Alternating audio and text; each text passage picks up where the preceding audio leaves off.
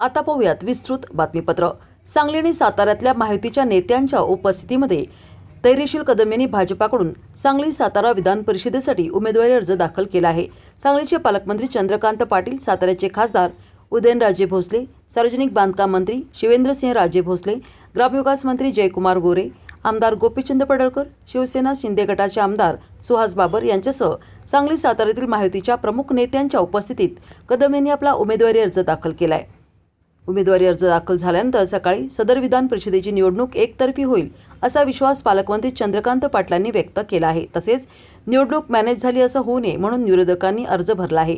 शिवसेना शिंदे गटाच्या नेत्यांचा अर्ज देखील वरिष्ठ पातळीवरून आदेश आल्यावर मागे घेतला जाईल असं देखील मंत्री चंद्रकांत पाटलांनी स्पष्ट केले आहे।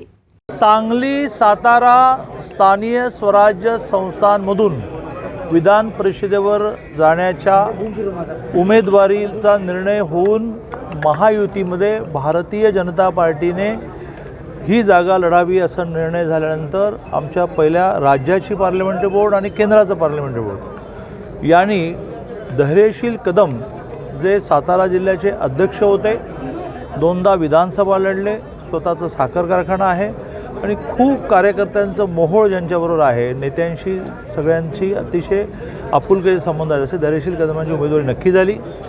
आज आम्ही सगळेजण माननीय आदरणीय उदयनराजे भोसले, माननीय शिवेंद्रराजे भोसले, माननीय जयकुमार भाऊ गोरे, सुहास बाबर असे आम्ही सगळे आमदार खासदार आले आहेत, कारण 4 फॉर्म भरायचे असतात, प्रत्येकाबरोबर 5 असे 20 नेते फॉर्म भरतील असं आम्ही उमेदवारी अर्ज भरला आहे आणि वन वे निवडणूक ही होईल, पूर्ण यश मिळेल यात माझ्या मनात कोणती शंका नाही। विरोधकांनी सुद्धा उमेदवारी अर्ज भरलेला आहे। लोकशाहीमध्ये विरोधकांनी जर भरला नाही तर ते मॅनेज झालं असं म्हटलं जातं। मग तेवढा आरोप टाळण्यासाठी का होईना त्यांना भरावं लागतं। मग नंतर वरिष्ठ नेत्याने आव्हान केल्यानंतर काढायचा असतो, मग तो आव्हान केल्यामुळे काढला असं होतं। आधी भरायचा म्हणून भरायचा असतो, कारण लोक म्हणतील की काय पैसे घेतले काय, त्यामुळे त्यांनी भरला आहे।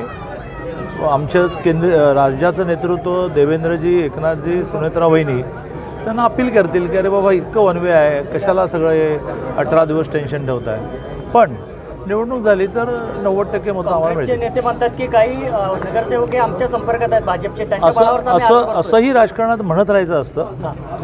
व्यवहारात गरजेल तो पडेल काय, जो करतो तो असं करत नाही।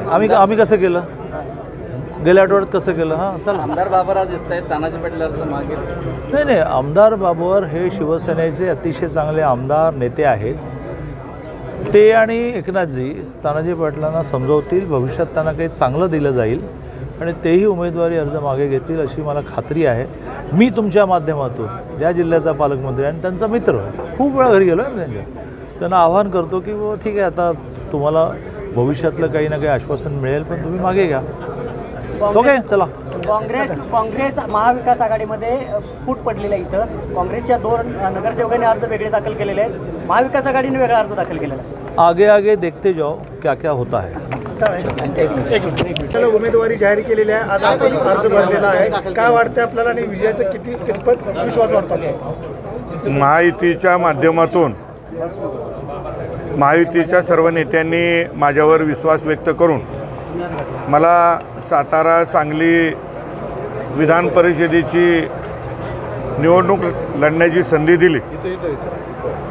आमचे नेते आदरणीय या राज्याचे कर्तबगार मुख्यमंत्री देवेंद्र फडणवीस साहेब, प्रदेशाध्यक्ष आदरणीय रवींद्र चव्हाण साहेब आणि पक्षाचे सर्व वरिष्ठ नेते यांनी या सातारा आणि सांगली जिल्ह्यातील सर्व महायुतीच्या प्रमुख नेत्यांच्या विनंतीवरून, सूचनेवरून माझ्यासारख्या संघटनेमध्ये काम करणाऱ्या एक छोट्याशा पदाधिकाऱ्याला संधी दिली। ही संधी ही काम करण्याची संधी आहे आणि या माध्यमातून या ठिकाणी समाजातील तळागाळातील प्रश्न सोडवणे हेच या संधीचं सोनं केल्यासारखं होईल। आणि ज्या विश्वासानं नेत्यांनी माझ्यावरती जबाबदारी दिलेली आहे, त्या विश्वासाला महायुतीच्या एकात्मतेला कुठेही तडा जाऊन देणार नाही असं काम यापुढं आमच्याकडनं होईल. सातारा जिल्हा परिषदेमध्ये सत्ता स्थापनेमध्ये जयभाऊंजवळ तुमची भूमिका महत्त्वाची होती. हे त्याचं फळ आहे का? त्या सगळ्या सत्ता स्थापनेमुळे दुखावलेली एकनाथ शिंदेची शिवसेना ही या निवडणुकीत तुमच्यासोबत राहील का? या निवडणुकीची निकाल निर्णय होण्यापूर्वी सर्व महायुतीतल्या नेत्यांना मी प्रत्यक्ष जाऊन भेटलो. त्यांना विनंती केलेली आहे की यदा कदाचित मला पक्षानं संधी दिली तर आपण त्यासाठी मदत करावी आणि सगळ्यांनी मला मदत करायचं निश्चित केलेलं आहे.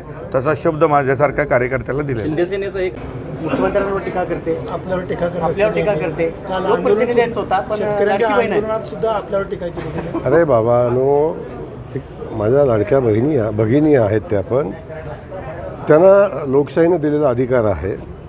आणि आता जेव्हा राजकीय अस्तित्व शोधायला लागतं तेव्हा कुठंतरी आपलं अस्तित्व जिवंत ठेवायला कुणावर तरी बोलायला लागतं. आणि बोलला तरच चर्चा होते. जर त्या बोलल्या नसत्या तर तुम्ही आता मला प्रश्न विचारला असता का? त्यामुळे राजकीय अस्तित्व, आता ज्यांचा अख्ख्या जिल्ह्यातलं मताची संख्या 4 आहे 810 पैकी, आता शेवटी मीडियाच्या माध्यमातून तरी अस्तित्व जिवंत ठेवणं हे आवश्यक असतं. त्यामुळं कोण काय बोलतं याला अधिकचं महत्त्व देणं आवश्यक वाटत नाही मला.